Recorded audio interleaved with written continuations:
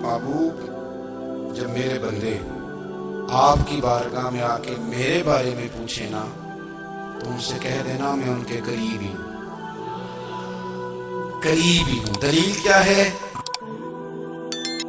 भाई इज़ादान, ये जब भी मुझसे दुआ मांगेंगे मैं इनकी दुआओं को कबूल फरमाऊंगा।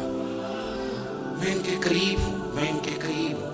ये जब भी दुआ मांगेंगे ना मैं कबूल करूंगा, मैं इनके करीब हूं। अल्लाह तबारक व तआला के बंदे अल्लाह से मोहब्बत करते, रब की बारगाह में झुकते, उसको अपने दुख सुनाते, उसके प्यारे महबूब सल्लल्लाहु तआला अलैहि वसल्लम का वसीला लेके उसके हुजूर हाजिर हो जाते, पेशानियां सजदों से रोशन होती। हम ना हर चीज के लिए वक्त निकालते हैं, हर चीज के लिए, लेकिन इबादत के लिए वक्त नहीं निकालते। हर शय आबाद है, हर शय। हमारी फेसबुक भी आबाद है, व्हाट्सएप भी आबाद है, हमारे ट्विटर भी आबाद हैं, हमारी हर चीज आबाद है। सबसे कम आबाद है हमारा मुसल्ला रह गया, सबसे कम। वो लोग अब ढूंढने से मिलते हैं जिनकी बगल में मुसल्ला होता था। मेरे भाई, आप कितना को दुनिया के पीछे भागोगे थका देगी, कितना दौलत के पीछे भागोगे थका देगी। आप जब अपनी जिंदगी में जमा तफरीक करोगे ना, तो मरते वक्त एहसास होगा कि सारा कुछ तो लोगों के लिए किया, अपने लिए तो कर ही कुछ नहीं सके। और हम इबादत के मामले में बहानेबाजी भी करते हैं। हम कहते हो खो रिस्क कमाना भी तो इबादत ही है ना, मैं हलाल रोजी के लिए जा रहा हूँ, ये भी तो इबादत है ना। मेरी तरह के लोग कह देते हैं कि मैं सवेरे उठ के मदरसे में कुछ असबाक देखता हूँ, तो ये भी तो इबादत है। मैं बयान करने के लिए मुताला करता हूँ, तो ये भी तो इबादत है ना। इतने इतने लंबे सफर करके मुल्क में दुनिया में घूमता हूँ, तो ये भी तो मैं इबादत ही कर रहा हूँ। स्पेशल नफलों के लिए वक्त किस ना निकले, स्पेशल करके तस्बीह में कैसे चलाऊं, मैं सारा कुछ हम बहाने बना लेते हैं ना। मेरा सवाल ये है कि ये सारी बातें सहाबा को, नबी करीम को, दीगर लोगों को भी तो पता थी ना, लेकिन आप गौर तो करें, 23 साल हुजूर को वक्त मिला, मुख्तसर वक्त ज़ाहिरन तबलीग करने के लिए। पूरी दुनिया में दीन नहीं फैलाना है।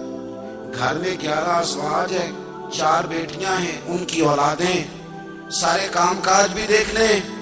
लेकिन सैयदा तैयबा ताहिरा हज़रत आयशा सिद्दीक़ा रज़ी अल्लाह ताला अन्हा फरमाती हैं, सारा दिन तबलीग करते, हर गुलाम के दुख सुनते, घर में आते तो अपने घर वालों का ख्याल करते, काम में हमारा हाथ बटाते। कुर्बान जाऊं, कहती है जमाना सारा सो जाता, लेकिन आमना के लाल मुसल्ला बिछा लेते। दुनिया सो गई, सारी सब सो गए, जो खुदाम थे, वो जो गुलाम थे, वो सो गए। सही मुस्लिम में लफ्ज मिलेंगे, सैयदा पाक फरमाती हैं, ओ मेरे नबी के गुलामों, मैंने ये रंग भी देखा है कि हुजूर ने इतना खड़े रहे, इतना क़याम किया, इतना क़याम किया कि मुकद्दस पैरों में वरम आ गए, सूज गए पैर। इतने बड़े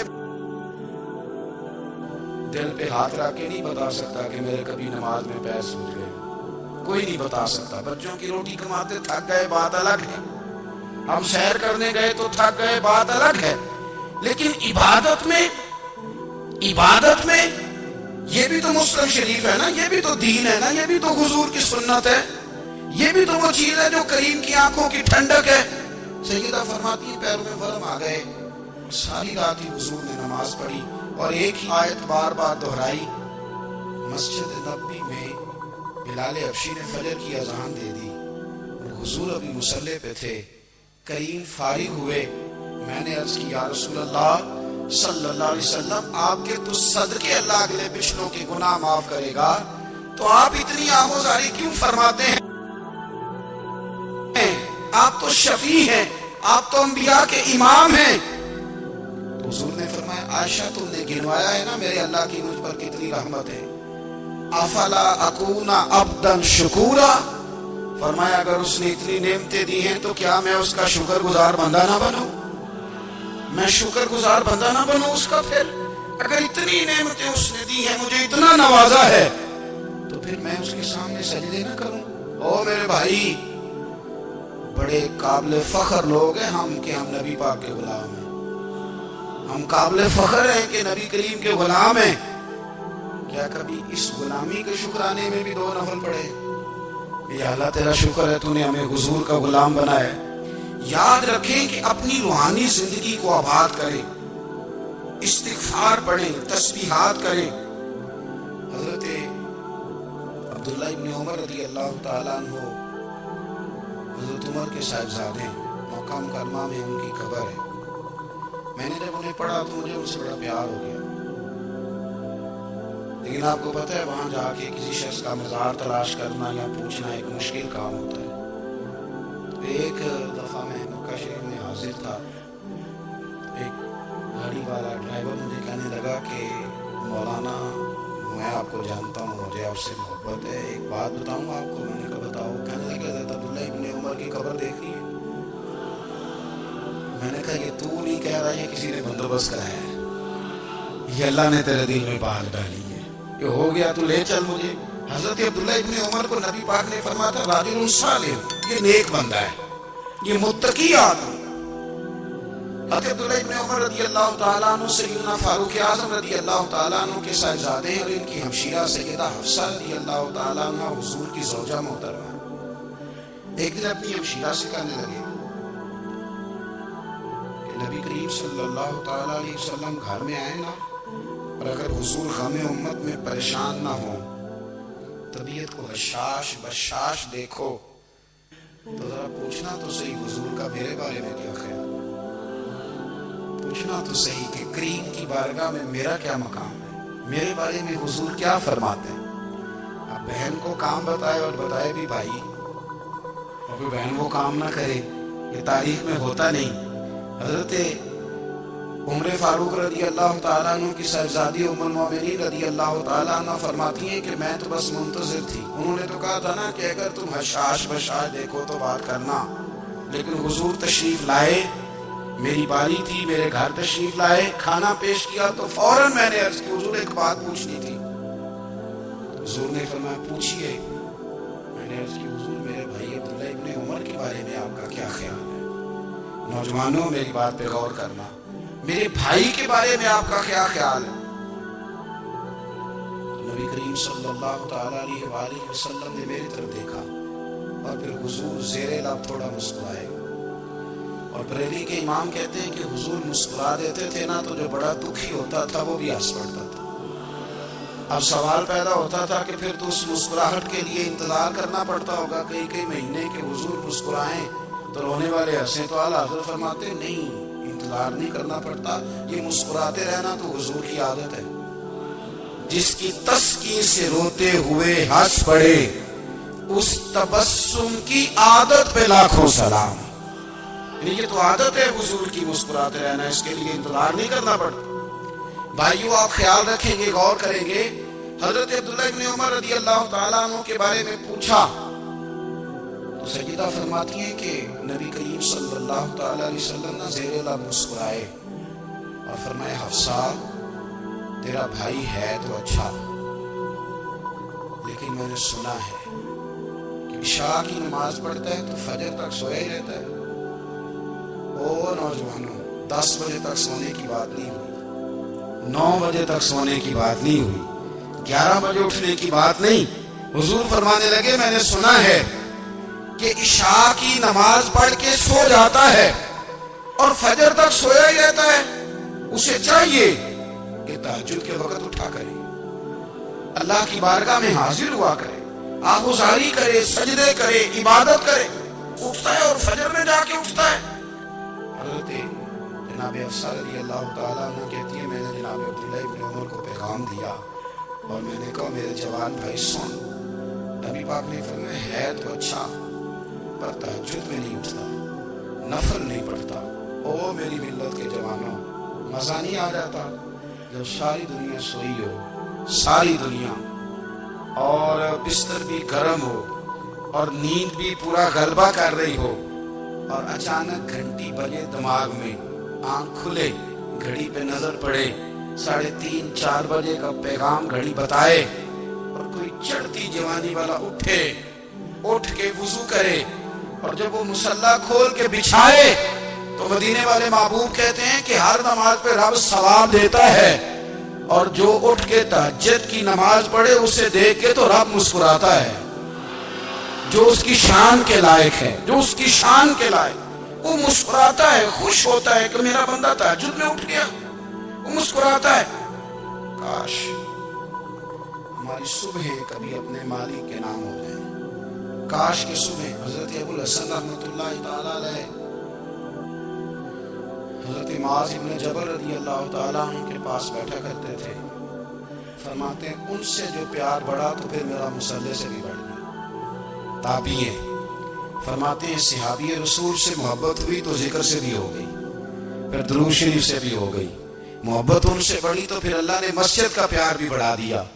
آپ فرماتے ہیں کہ میری ہر وقت طبیعت چاہتی تھی کہ بس اللہ اللہ کروں, بس اللہ اللہ کروں, بس نہ میں تھوڑی جان چھڑاؤں لوگوں سے, کو 10 منٹ ملے تو میں کچھ 4 نفل پڑھ لوں, میں تھوڑا سا نہ بچوں لوگوں سے, اور مجھے تسبیح ملے تو میں نہ کچھ 400-500 دفعہ استغفار پڑھوں, سبحان اللہ, الحمدللہ, اللہ اکبر, لا حول ولا قوت الا باللہ, میں نہ تسبیحات پڑھوں. فرماتے ہیں کہ بچے تھے گھر میں 6-7, غربت تھی, کام ملتا کوئی نہیں تھا, اور میں کام چور نہیں تھا, کام ڈھونڈتا تھا, پر اللہ کی قدرت کے کام نہیں ملتا تھا.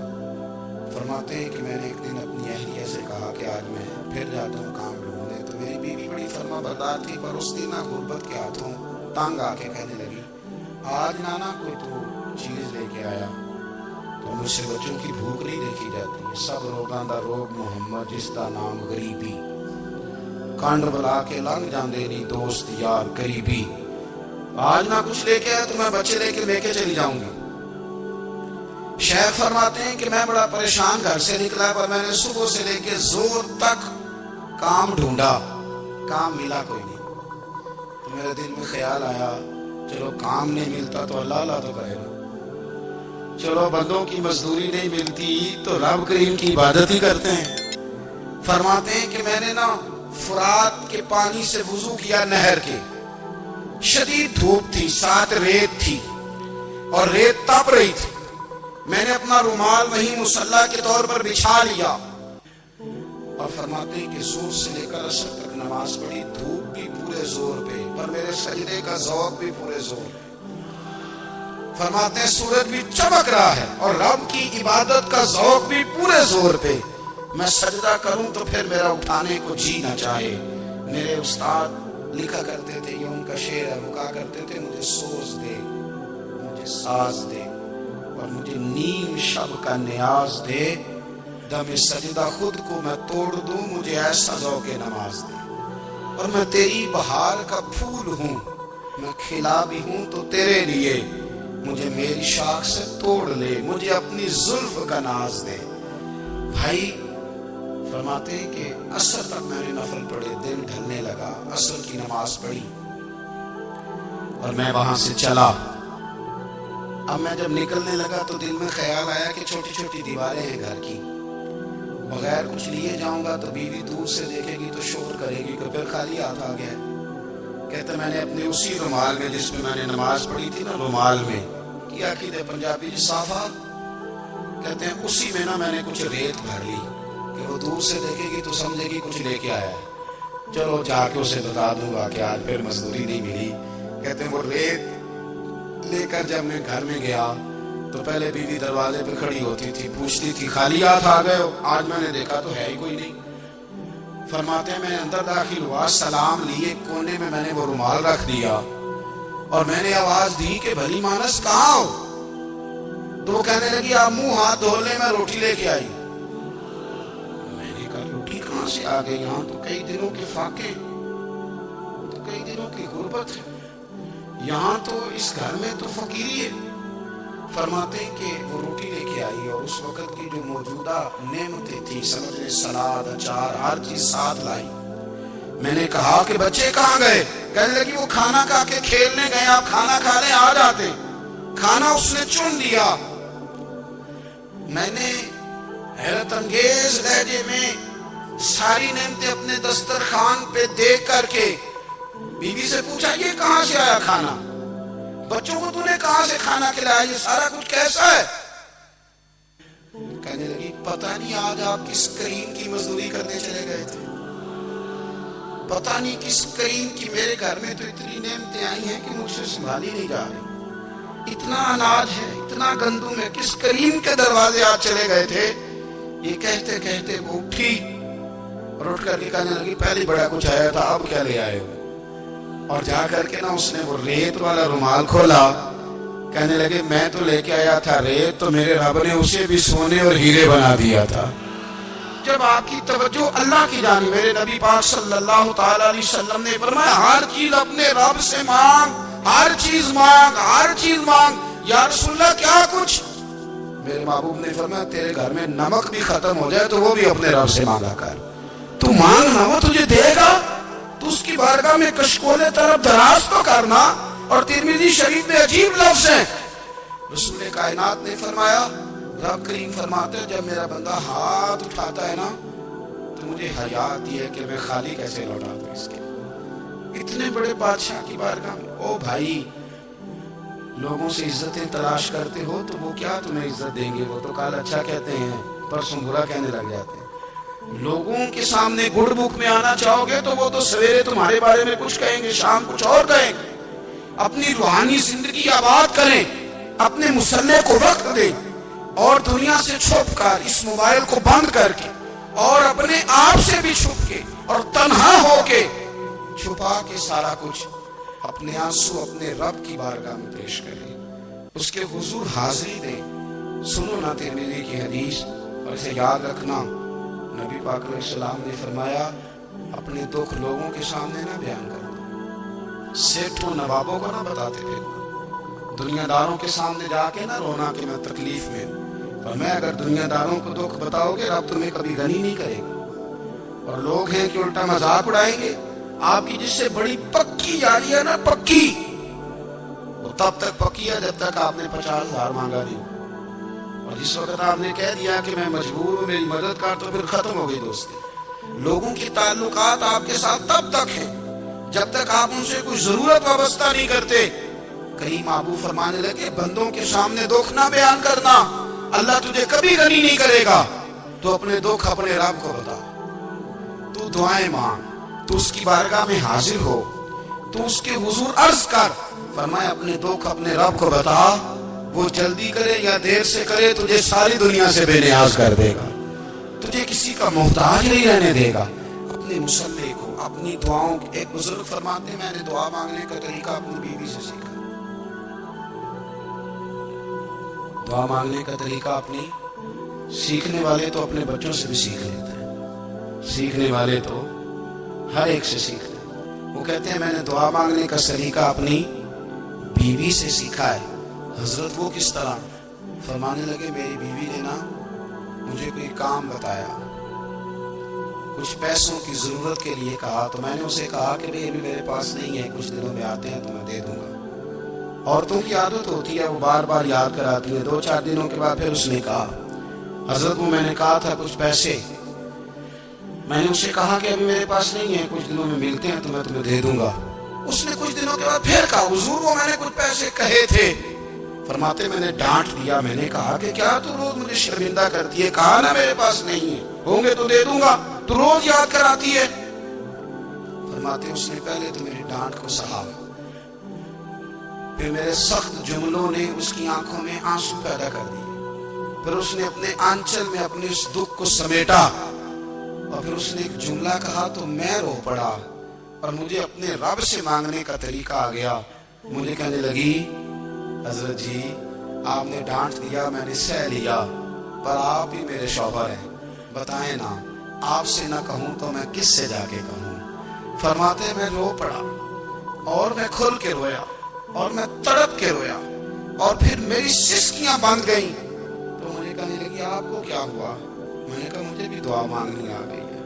جب میں اسے کہوں گا نا اللہ تو ہی میرا رب ہے, میں تجھ سے نہ کہوں تو میں کس سے جا کے کہوں, میں کیوں کسی بندے سے سوال کروں, میں کیوں کسی دنیا دار سے کہوں, میں تیرے بندوں کا, نیک بندوں کا وسیلہ لے کے, تیرے محبوب کی غلامی لے کے تیری بارگاہ میں آئیں, تجھ سے نہ مانگوں تو کس سے مانگوں. سمجھ آ گئی ہے, جب میں اس رنگ میں مانگوں گا تو پھر رب میرے اوپر بڑا ہی فضل فرمائے گا, وہ میرے اوپر بڑی رحمت کرے گا, وہ میرے لیے آسانیاں کرے. عزیز دوستو, ہم اس طرح کرنے لگے کہ ہم نے نا اپنے تعلقات پر اعتماد کرنا شروع کر دیا ہے. میرے تعلقات بہت ہیں. ہم نے اپنی دولت پر اعتماد کرنا شروع کر دیا ہے. میرے پاس دولت بہت ہے. ہم نے اپنے علم پر، اپنی شہرت پر اعتماد کرنا شروع کر دیا ہے کہ میرے پاس فلاں چیز بہت ہے. یاد رکھنا، جب بے نیاز اپنی صفت بے نیازی دکھاتا ہے تو بڑی بڑی دولتوں والے مجبور نظر آتے ہیں. بھائیو، جب انسان کا رشتہ اپنے مالک کے ساتھ ہوتا ہے پھر تو غم بھی کچھ نہیں کہتے، پریشانیاں بھی کچھ نہیں کہتی. پھر تو زندگی صبر والی، پھر تو زندگی توکل والی، پھر تو زندگی بھروسے والی. پھر انسان اپنے آپ کو رسوا نہیں کرتا. دنیا داروں سے امیدیں اس کی ختم ہو جاتی، امیدیں اللہ رسول سے لگا لیتا ہے. مضبوط ہو جاتا ہے، مضبوط، طاقتور ہو جاتا ہے، خوددار ہو جاتا ہے، باوقار باعزت ہو جاتا ہے. حضرت بہلول دانا رحمت اللہ علیہ بیٹھے تھے تو ہارون رشید حج کر کے آ رہا تھا. تو رستے میں حضرت شیخ سے ملاقات ہو گئی تو السلام علیکم کے بعد کہنے لگا، حضور کوئی حکم ہو تو بتائیے گا. تو حضرت بہلول دانا فرمانے لگے، تیرا رب کون ہے؟ اس نے کہا اللہ. تو فرمایا میرا کون ہے؟ کہا اللہ. فرمانے لگے تو بڑا ہی بیوقوف ہے، کیا تو یہ سمجھتا ہے کہ رب ہارون رشید کو تو دے گا اور بہلول دانا کو بھول جائے گا؟ تیرا بھی وہی رب ہے، میرا بھی وہی رب ہے. اس نے اگر تجھے دے کے آزمایا ہے تو ہو سکتا ہے مجھے نہ دے کے آزما رہا ہو. جب اس کی حکمت کے تقاضے ہوں گے تو عطا کرے گا اور دے گا. تو جا اپنا کام کر. بھائی، اپنی روحانی زندگی، اپنی عبادات، اپنے وظائف، اپنے روزمرہ کی معاملات، اپنی دعائیں، اپنا استغفار. دیکھو، مشکل کام تو نہیں. 2 رکوع ہیں سورہ واقعہ کے، اگر رات کو پڑھ لی جائے تو میں کس طرح یہ بات بیان کروں کہ تعویذ بانٹنا آسان ہے اور وظیفہ بتانا مشکل ہے. سارا دن تعویذ بانٹیں تو لوگ لینے کو تیار ہیں، اور اگر آپ وظیفہ بتائیں تو کہتے ہیں تو مشکل کام ہے. او خدا کے بندے، اگر آپ کا تعلق قرآن پاک کے ساتھ مضبوط ہو، قرآن پاک کے ساتھ اگر آپ کا رشتہ ہو، لوگ سفارشیں ڈھونڈتے ہیں نا دنیا میں، کوئی تعلق مل جائے تو میرا کام ہو جائے. دنیا میں اتنا مشکل معاملہ ہے، آخرت میں مجھے بتائیے گا کتنا مشکل معاملہ ہوگا. میرے نبی پاک صلی اللہ تعالی علیہ وسلم نے فرمایا، جو لوگ سورہ ملک پڑھا کرتے تھے نا، سورہ ملک، یہ سورت ملک قیامت میں ان کی سفارش کرے گی اور اس طرح کرے گی کہ کہے گی، اے اللہ یہاں اس بندے کو جنت میں داخل کر دے یا مجھے قرآن پاک سے علیحدہ کر. تو رب فرمائے گا، جا اس کا دامن تھام کے اسے جنت تک پہنچایا. آپ بات کو سمجھیں، جب آپ کے تعلقات اپنے معاملات کے ساتھ مضبوط ہوں گے، یہ نبی کریم نے وعدہ کیا ہے کہ تو سورت واقعہ پڑھ، تیرے گھر میں فاقہ نہیں آئے.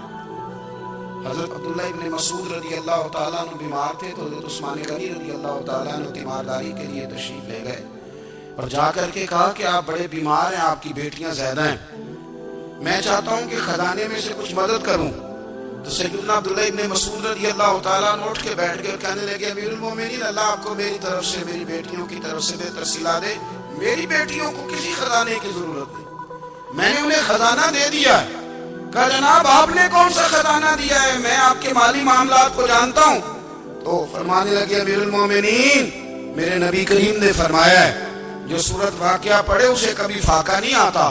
میں نے بیٹیوں کو یاد کرا دی ہے، یہ خزانہ میں نے انہیں دے دیا ہے. وہ سارے والدین سنیں جو بیٹیوں کے لیے پریشان رہتے ہیں. حضرت عبداللہ ابن مسعود نصیحت کر رہے ہیں، فرمانے لگے میں نے سورت واقعہ یاد بھی کرا دی ہے، پڑھنے کی عادت بھی ڈال دی ہے. حضور نے فرمایا ہے جو سورت واقعہ پڑھے اسے فاقہ نہیں آتا. کہنے لگے چاند تو اپنی جگہ چھوڑ سکتا ہے، سورج گر سکتا ہے، تارے ٹوٹ سکتے ہیں، پر مدینے والے رسول کی بات غلط نہیں ہو سکتی. حضور نے فرمایا فاقہ نہیں آئے گا تو انشاءاللہ کبھی بھی نہیں آئے گا. کرنے کا کام یہ ہے کہ ہم اپنے معاملات، اپنی عبادات، اپنی دعائیں، کبھی 10 منٹ عادت ہو جائے نا دعا مانگنے کی علیحدہ سے رات کو. حضور نے فرمایا جو فرض نماز کے بعد دعا مانگے اللہ اس کی قبول کر لیتا ہے. نبی پاک صلی اللہ تعالی علیہ وسلم نے فرمایا اللہ مسافر کی دعا قبول فرماتا ہے. حضور نے فرمایا اللہ مظلوم کی دعا قبول فرماتا ہے. حضور نے فرمایا بیمار سے دعا کراؤ اللہ اس کی دعا قبول فرماتا ہے. میرے نبی پاک نے فرمایا ماں باپ جب بھی اولاد کے لیے ہاتھ اٹھائیں، ویسے تو بلے شاہ تو آسمانی اڑ دیے ہی پڑ دیں، जेड़ा घर बैठा उन्हें पढ़ेगा ही नहीं। हुजूर फरमाने लगे माँ बाप जब भी औलाद के लिए दुआ फरमाए अल्लाह उनकी दुआ को कबूल करता है। आप अपना ताल्लुक बनाए दुआ के साथ, इबादत के साथ, मुसल्ले के साथ रिश्ता बनाए, इस्तिगफार पढ़े। सलाहुद्दीन अय्यूबी सलेबी जंगों में थे, रात को मस्जिद अक्सा में नमाज पढ़ी तो परेशान थे। एक बुजुर्ग से मुलाकात हुई तो वो कहने लगे कि आप बड़े परेशान हैं। कहने लगे हुजूर परेशान इसलिए हूँ कि पहले ही मुसलमान कमजोर है। अब मैंने सुना है दुश्मन का एक बहरी बेड़ा वो जंगी सामान से भरा हुआ आ रहा है। अब उनके पास और तलवारें और नेज़े आ जाएंगे, मुसलमानों के पास पहले ही वसाइल की कमी है, परेशान हो किस तरह करके मुकाबला करेंगे। ये बात कहते ही सलाहुद्दीन अय्यूबी ने बुजुर्गों से कहा हुजूर आप भी दुआ करना, दुआ की बड़ी ताकत है। मेरे नबी पाक ने फरमाया दुआ मोमिन का हथियार है, दुआ मोमिन का। हुजूर ने फरमाया तकदीर को सिवाय दुआ के कोई चीज नहीं बदल सकती। दुआ मोमिन का हथियार है, ये काफिर के पास कोई नहीं, ये हथियार है मोमिन का। अल्लाह करे आपको समझ आए। फिर सुने कई बार कह चुका हूं, ये हथियार है काफिर के मुकाबले में। जो तेरे पास सबसे बड़ा हथियार है वो दुआ है। दुआएं करानी छोड़ दी, करनी छोड़ दी, लेनी छोड़ दी। हजरत सैयदना अनस बिन मालिक रज़ी अल्लाह तआला अन्हु फरमाया करते थे मैंने वो रंग देखा है जब हुजूर दुआ मांगते थे और हुजूर की मुकद्दस आंखों में आंसू भी साथ ही बहा करते थे। मैंने वो अंदाज देखा। तो सलाहुद्दीन अय्यूबी हुजूर से कहने लगे आप भी दुआ कीजिए, और खुद रोने लगे और सर सजदे में रख के रोने लगे और इशा से लेकर फजर तक रोए, खूब रोए। सुबह वो बुजुर्ग आए तो सलाहुद्दीन अय्यूबी का खूबसूरत और हंसता हुआ चेहरा देखा। कहने लगे आप बड़े खुश हैं, रात तो मैंने बड़े रोते हुए देखा था। तो कहने लगे हुजूर वो जो बहरी बेड़ा आ रहा था ना वो पानी में डूब गया है, अब वो नहीं आ रहा, अभी खबर आई है तो मैं बड़ा खुश हूँ। बुजुर्ग कहने लगे उठ सीने से लग और सुन एक बात, वो बहरी बेड़ा पानी में नहीं डूबा, वो तेरे आंसुओं में डूब गया है। वो जो तो रात रोया है ना रब करीम की बारगाह में तो वो डूब गया है। भाई अपना मुसल्ले का, इबादत का, वज़ाइफ का, अल्लाह अल्लाह का सिलसिला उसको मजबूत करें, अपनी दुआओं के ताल्लुक को मजबूत करें।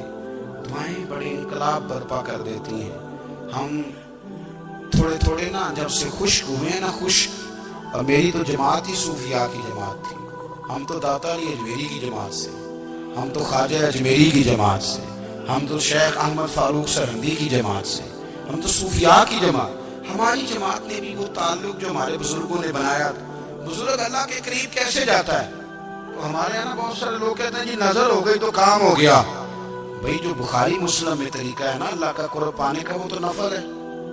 नबी करीम अलैहिस्सलाम ने फरमाया बंदा नफलों के जरिए रब के करीब जाता है और इतना करीब जाता है कि फिर अल्लाह उसकी जुबान बन जाता है, अल्लाह उसकी आंखें बन जाता है, कान बन जाता है, हाथ और पैर बन जाता है। तो ये तो इबादत है, ये तो अल्लाह की बारगाह की हाजिरी है जो आपको अल्लाह के करीब करेगी। तो अपने नमाज को अहमियत दे के अदा करें, नमाजें मोबाइल बंद करके अदा करें। लेकिन ना कुछ लोग कहते हैं मुझे टाइम नहीं मिलता नमाज का, तो मैं कहता हूँ ये आपने बड़ी जरूरत की बात की है। मुझे को मेरा पीर भाई कह देना मेरे पास टाइम नहीं आपको मिलने का, तो मैं कहता हूँ आज के बाद आना ही ना। तू क्या समझता है, तू बड़ा आदमी है, तेरे पास टाइम नहीं है, हमें मिलने का टाइम मौज कर। तो आपने अल्लाह रसूल को कह दिया टाइम। और अजीब फलसफा है ना, कहा जाए नमाज पढ़ने आओ तो कहते हैं कपड़े ठीक नहीं, और कहा जाए कि आओ जरा दावत में चले तो कहते हैं 1 मिनट ठहर मैं कपड़े बदल के आया। नमाज के लिए कहा तो कहते ठीक नहीं, दावत के लिए कहा तो कहते मैं जरा तैयारी कर लूं, यूं जाना मुनासिब नहीं, ठीक नहीं। रब तो फरमाता है कि जब तुम मस्जिद में आए तो जीनत इख्तियार करके आ, खूब ज़ौक़ से दुआ मांगे, खूब शौक से नमाज पढ़े, खूब इस्तिग़फ़ार का मिजाज बने। आप लोगों के बीच रह के सुख हासिल करना चाहते हैं, लेकिन आपको पता है कई महीने गारे हिरा में रहना भी मदीने वाले महबूब का तरीका है। हर साल एतिकाफ बैठना अलग से, ये भी हुजूर का तरीका है। मस्जिद नबी के अंदर दरवाजा खुलता था नबी करीम का, पर घर के अंदर नफल पढ़े नबी। اور حضور فرماتے ہیں کچھ نفل نماز گھر میں بھی پڑھا کرو، گھر کو قبرستان نہ بناؤ۔ ہمارا گھر اللہ کے ذکر سے آباد ہوگا۔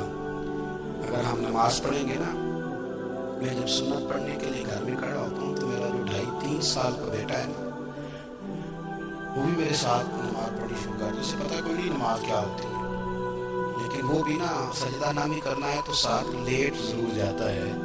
پتہ چلا بچے لیکچر دینے سے نماز نہیں پڑھتے، نماز شروع کر دیں تو بچے بھی شروع کر دیتے ہیں۔ ہم جب پریشان ہوتے ہیں تو لیکچر دیتے ہیں، تو لیکچر تو باہر شاید چل جائے، گھر میں کیسے چلے گا؟ گھر میں تو عمل چلے گا۔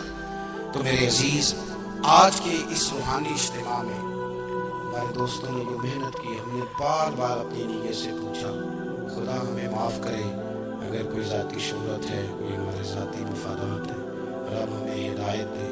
ہماری یہ خواہش تھی کہ روحانی اجتماع ہمیں تھوڑا سا اللہ اور اس کے رسول کے جانب مائل کرے، کچھ ہمارا رشتہ مصلی کے ساتھ مضبوط